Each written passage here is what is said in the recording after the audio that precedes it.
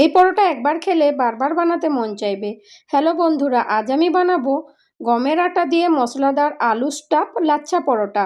আজকে দেখাবো কিভাবে সহজভাবে রঙিন লেয়ার এবং মশলাদার আলু স্টাফ দিয়ে সুস্বাদু পরোটা বানানো যায়।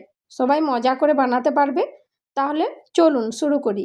সব থেকে প্রথমে আমি নিয়ে নিচ্ছি 2 বাটি গমের আটা। এর মধ্যে দিয়ে দেবো নুন, দিয়ে দেবো রিফাইন্ড তেল। এবার হাত দিয়ে ভালো করে মিক্স করে নেব যাতে সব একসাথে মিশে যায়। আটা 3 ভাগে ভাগ করেছি। প্রথম ভাগের আটায় একটু একটু করে জল দিয়ে মেখে নেব। দ্বিতীয় ভাগের আটায় একটু একটু করে বিটের রস দিয়ে ভালো করে মেখে নেব। তৃতীয় ভাগের আটায় পালং শাকের রস দিয়ে মেখে নেব। এইভাবে 3টা ডো তৈরি হয়ে গেল, সাদা, গোলাপি ও সবুজ। এবার এই ডো দিয়ে বানাবো সুন্দর লাচ্ছা পরোটা, যা খাওয়ার পর বারবার খাওয়ার ইচ্ছা হবে। এবার একটা মিক্সিং বোল নিয়ে নিলাম।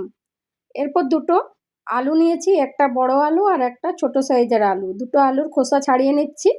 আলুগুলোর খোসা ছাড়িয়ে নিয়েছি। এখন একটা স্ম্যাশারের সাহায্যে আলুগুলো স্ম্যাশ করে নেব। খেয়াল রাখবেন যেন আলু ভালোভাবে স্ম্যাশ হয়, তাহলে বেলতে সুবিধা হবে। এরপর দিয়ে দিচ্ছি হাফ চামচ নুন, কুচানো পেঁয়াজ ও কাঁচা লঙ্কা।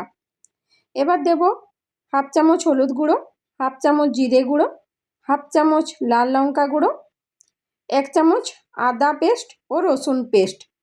এরপর দেব চাট মশলা ও গরম মশলা, আর দিয়ে দেব গোলমরিচ গুঁড়ো ও কুচানো ধনেপাতা। সব কিছু ভালো করে মিক্স করে নিলাম যাতে আলু স্টাফে সব মশলা পুরোপুরি মিশে যায়। এবার আলুর মিশ্রণ লাচ্ছা পরোটার জন্য প্রস্তুত। এবার ওই স্টাফ দিয়ে আমরা লাচ্ছা পরোটা বানাবো। এখন সাদা, গোলাপি ও সবুজ রঙের আটা থেকে রুটি বেলে নেব।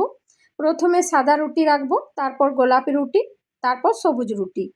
সবুজ রুটির উপর আলু স্টাফ সমানভাবে ছড়িয়ে দেব। স্টাফের উপর আবার একটা গোলাপি রুটি দিয়ে কভার করে দেব। এবার একটা ছুরির সাহায্যে সমান করে কেটে নেব। এখন আমি যেভাবে মুড়ছি সেভাবে মুড়ে নিতে হবে, তাহলে সুন্দর লেয়ার তৈরি হবে। এখন শুকনো আটা ডাস্ট করে লাচ্ছা পরোটাগুলো বেলে নেব। পরোটার উপর ছড়িয়ে দেবো কালো জিরা, সাদা তিল ও কুচানো ধনেপাতা। তারপর হালকা হাতে বেলে নেব যাতে কালো জিরা, তিল ও ধনেপাতা ভালোভাবে সেট হয়ে যায়। একই প্রসেসে বাকি পরোটাগুলো বানিয়ে নেব। প্রতিটা পরোটায় একইভাবে লেয়ার তৈরি করতে হবে। ধীরে ধীরে করলে পরোটাগুলো দেখতে আরও সুন্দর হবে। লেয়ারগুলো ঠিকভাবে বসালে খেতে আরও মজা লাগবে। এভাবে সবগুলো পরোটা তৈরি করে নেব। এখন আমি 3টা পরোটা বেলে নিয়েছি। এখন তাওয়ায় একটা পরোটা সেকার জন্য দিয়ে দেব। দুদিক ভালো করে সেকে নেব। গ্যাসের ফ্লেম থাকবে লো থেকে মিডিয়াম। দুদিক ভালো করে সেকা হয়ে গেলে দিয়ে দেব ঘি। আমি ঘি দিয়ে বানাচ্ছি, আপনারা চাইলে তেল বা বাটার দিয়েও বানাতে পারেন। আমার বাড়ির সবাই ঘি পছন্দ করে, তাই ঘি দিয়ে বানাচ্ছি। একটা লাচ্ছা পরোটা এখন রেডি। আর একটা পরোটা সেকার জন্য দিয়ে দেব। দুটো দিক ভালো করে সেকে নিয়ে তারপর দিয়ে দেব ঘি। দুটো দিক গোল্ডেন কালার করে তুলে নেব। বাকি লাচ্ছা পরোটাগুলো একইভাবে বানিয়ে নেব। সবগুলো বানিয়ে নিয়েছি। এবার দেখুন প্রতিটা পরোটায় সুন্দর লেয়ার তৈরি হয়েছে। খুব নরম আর বাইরে থেকে মচমচে পরোটাগুলো। রঙিন এই লাচ্ছা পরোটা দেখতে যেমন সুন্দর, খেতেও তেমনই মজাদার। গরম গরম ঘিয়ের সুগন্ধ একেবারে মন ভরে দেবে। এই পরোটা বাচ্চা থেকে বড় সবাই খুব পছন্দ করবে। আপনারা চাইলে পছন্দ মতো চাটনি, সস বা দইয়ের সাথে পরিবেশন করতে পারেন, কিংবা চায়ের সাথে খেলে একেবারে অসাধারণ লাগে। গরম গরম পরোটাগুলো এখন সার্ভ করার জন্য রেডি। একটা প্লেটে সুন্দর করে সাজিয়ে নিয়েছি। গরম গরম পরিবেশন করলে স্বাদ হবে একেবারে দুর্দান্ত। এই রেসিপিটা অবশ্যই একবার বাড়িতে ট্রাই করে দেখবেন। বাচ্চাদের টিফিনে বা লাঞ্চ বক্সেও দিতে পারেন। এই পরোটাগুলো খেতে যেমন সুস্বাদু, বানানোও তেমন সহজ। পরিবারের সবাই মিলে খেলে আরও ভালো লাগবে।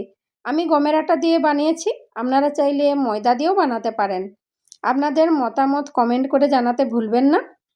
ভিডিও ভালো লাগলে লাইক, শেয়ার আর সাবস্ক্রাইব করে পাশে থাকবেন।